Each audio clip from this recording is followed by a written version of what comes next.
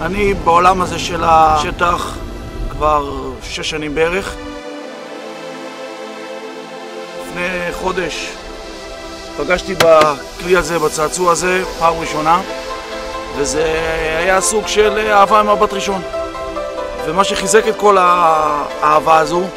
זה אני. זו היא. שהתאהבתי בו גם. הרצון שלה להצטרף אליי לתוך התחביב הזה, ובאמת, אנחנו עכשיו עושים את זה ביחד. לגמרי. סוף סוף. לגמרי. Happy ever after? עובדים על זה. עובדים על זה. הנה, כאן אנחנו עובדים על זה.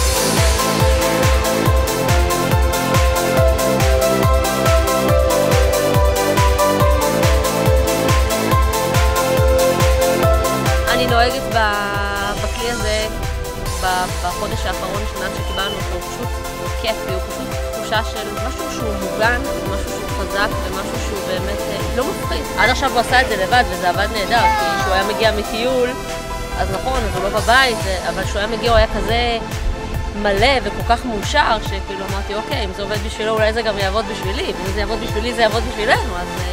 חוויה זוגית זה טיפול זוגי. לגמרי. זמן איכות, בלי ילדים, בלי בלגן, בלי אף אחד. טלפונים. טלפונים, עם כלום.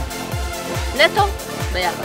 ואת רואה, זה אנשים שיש להם קריירות, וזה אנשים שעובדים ביום יום מאוד קשה, אבל הם צריכים את ה-getaway, את קצת משהו, להוציא את האדרנלין, קצת להוציא את הלחץ, ובצורה טובה.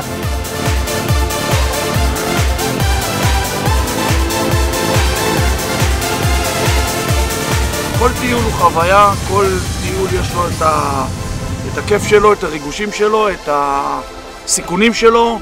אז אתה גם נהנה מהשטח, גם אתה באמת רואה וחווה, וגם התחושה שאתה סגור ובטוח ואתה לא מרגיש את כל הבמפינס, והיא הרגשה נהדרת. הדבר שהכי דומה לריגוש הזה זה סקס. אתה מגיע לאיזשהו מעלה, אתה מגיע לאיזשהו טיפוס, אתה עולה וזה חוויה מדהימה, אבל סקס איתך הרבה יותר טוב. רוצה לעשות את זה עכשיו? לא. לא?